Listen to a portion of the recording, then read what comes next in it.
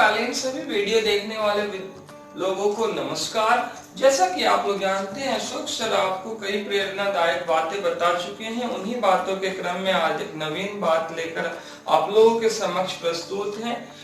आप किस कहना चाहते हैं आपको कि प्रकृति जो है वो हमें कई प्रकार से रोकती है, जिनमें दो मुख्य तरीके हैं उसे हमें रोकने के। जो भी व्यक्ति सामान्य है उनको रोकने के लिए तो बहुत ही सहज तरीके हैं, जैसे उन्हें बैड हैबिट्स लगा दिए जाते हैं, जैसे देर तक सोने की, ठीक है। और कुछ अधिकांश बच्चे तो ढंग से कुछ कर नहीं पाते हैं, पढ़ाई लिखाई भी नहीं कर पाते अधिकांश बच्चे, तो वो तो ऐसे ही रुक जाते हैं।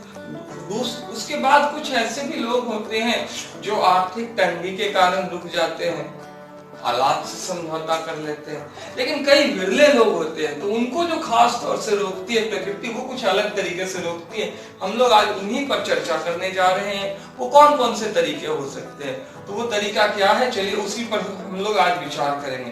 पहला तरीका है प्रकृति जो रोकती है वो संसार यक्ष युधिष्ठिर संवाद में भी आया, अज्ञानता से भरा पड़ा है। तो पहला तरीका है हमें आंतरिक उन्मेष से दूर करके। अगर ज्ञान नहीं है हम लोगों के पास तो हम लोग कुछ नहीं कर सकते। स्वाभाविक सी बात है, गलत चीजें सही, सही चीजें गलत लगेंगी। जो दुनिया सिखाएगी उसी के राह पे चलेंगे, और ऐसा अधिकांशतः होते रहता है। और कलह भी होते रहता है। कलह तो जैसे मान लीजिए कि डेली रूटीन का हिस्सा हो गया है लोगों का आज के दौर में। रीजन उनका आंतरिक उन्मेष, उनका स्वविवेक उनसे कोसों दूर है। उन्हें पता ही नहीं है कि विवेक क्या है, वो स्वयं ही अपना शत्रु है। और जिसने स्वयं को जान लिया, जिसने ज्ञान को समझ लिया है, विवेक को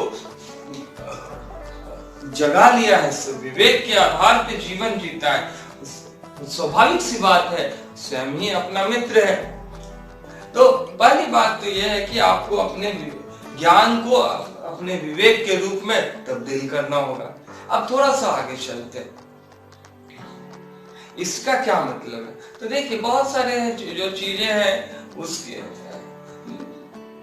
जो नहीं करनी चाहिए वो हम लोग करते हैं, उनका त्याग।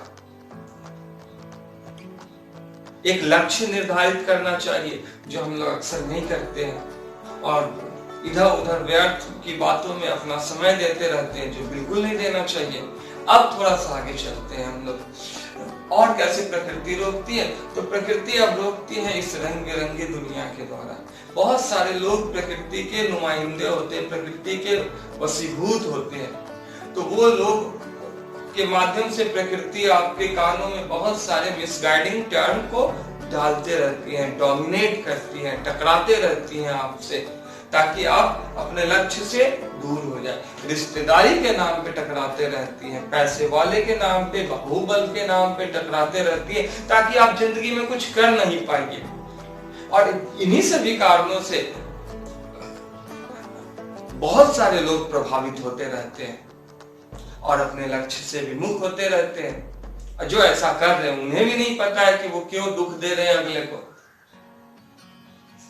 वो भी प्रकृति के अधीन है। रंग बिरंगी चीजें हैं उसके बाद दुनिया में, जैसे कार है, गहने हैं, पैसे हैं, पोशाकें हैं, इन सारी चीजों से भी लोग प्रभावित होते रहते हैं। इसके अतिरिक्त अगर देखा जाए तो विभिन्न प्रकार के पर्व त्योहार हैं, वो भी ध्यान खींच लेते हैं हमारे जीवन से, बहुत सारे लम्हे को चुरा लेते हैं। विभिन्न प्रकार की घटनाएं हैं, महोत्सव है, वो सारी चीजें भी, शादी विवाह है, जन्म मरण है, वो सब भी हमारी जिंदगी से लम्हों को चुरा लेते हैं बहुत ही तेजी से।